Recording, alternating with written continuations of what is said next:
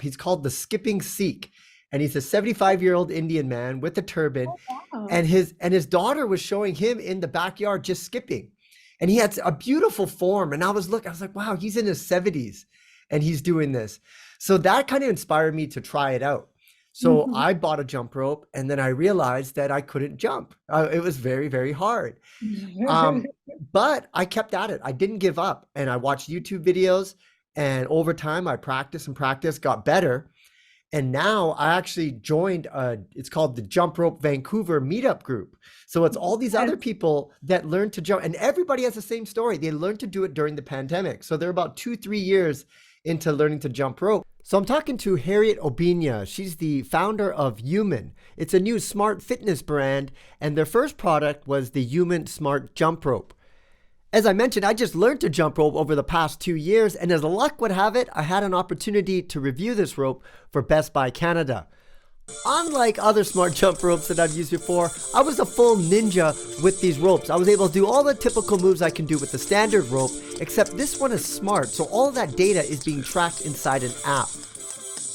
I was such a fan of this rope that I actually reached out to Harriet on LinkedIn and asked if I could interview her to ask her a couple of questions. So you could have just created a jump rope, but you decided to create a smart jump rope. Why did you make that shift? Like, it wasn't even that you already had a jump rope. You just went straight to the smart jump rope. Yes. If you're the way things are going these days, everything is going like smart. Yeah. Everybody wants a smart TV. People want the convenience of having everything they do on one platform or somewhere they could easily check. I want to check how much calories I burned on my, just check my wristwatch. How much calories have I burned? How many footsteps have I taken today? People want that convenience. They want to do everything and they want to be able to see everything on one platform if possible. Something not just smart, but portable.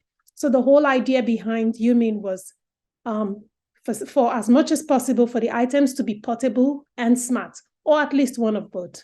As a female minority, was it hard to get funding? Because the last stats that I saw, they said in 2020, 3% of females got venture capital funding. Now, if you factor in being a minority, it's next to zero. Talk to me about the struggles of being a female minority and trying to get funding for this idea of yours. I did look into fundings and I got to the point where I felt like looking for funding was draining me.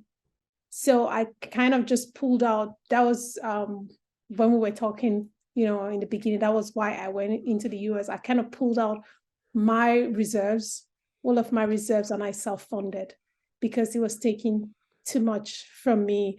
Not just it was taking too much from me mentally, feeling like, Yes. oh, I need this help. I'm not getting this help. I was getting a bit frustrated and kind of discouraged. So I decided to self-fund. So I just kind of pulled together all the resources I had and I just went for it.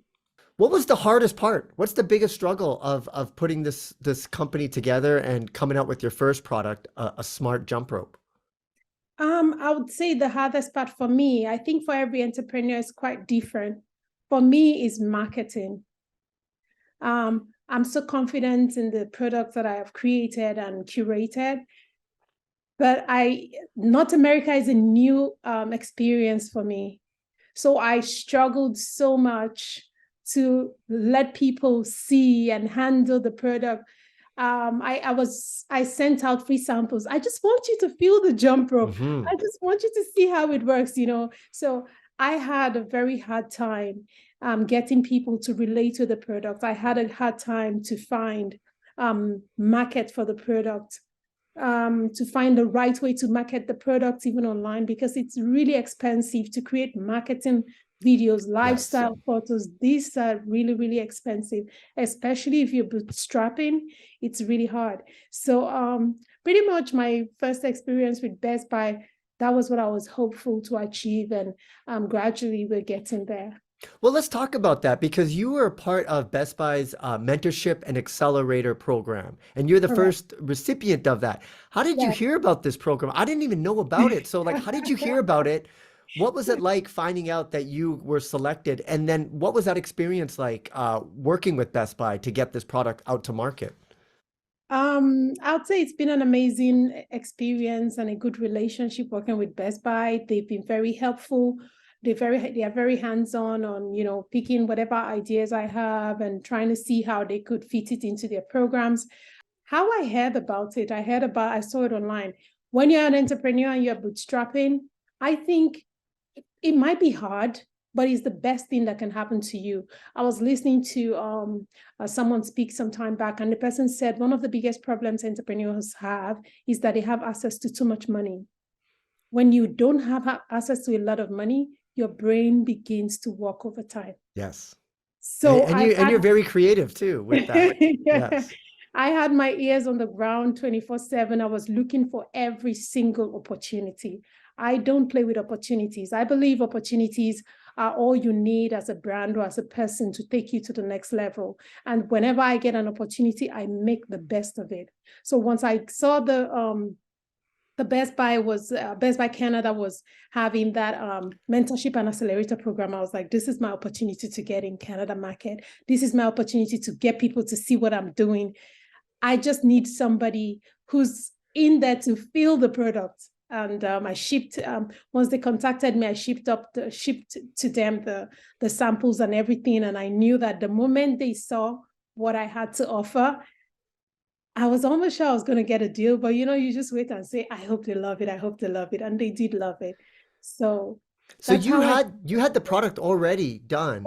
yes. When I started with Best Buy, you remember we were having a conversation and I told you I put the product, I was waiting for the pandemic to be over after registering the business early 2022, and the pandemic was stretching and stretching. So December of 2022, I decided to go on Amazon.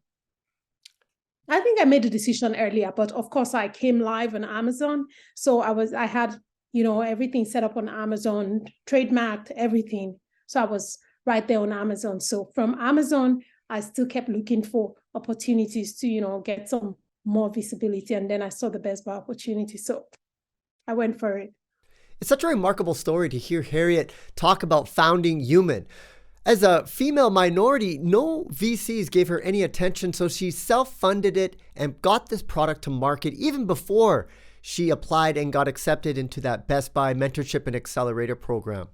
I really love this rope. I just go in absolute beast mode with this rope, and to hear that story, it's just refreshing to see a success like that, and I really wish Human and Harriet the best in the future. If you want more information, you can go to her website, human.com. That's human.com. I'm Andy Baryer, Handy Andy, signing out. We'll see you again next time.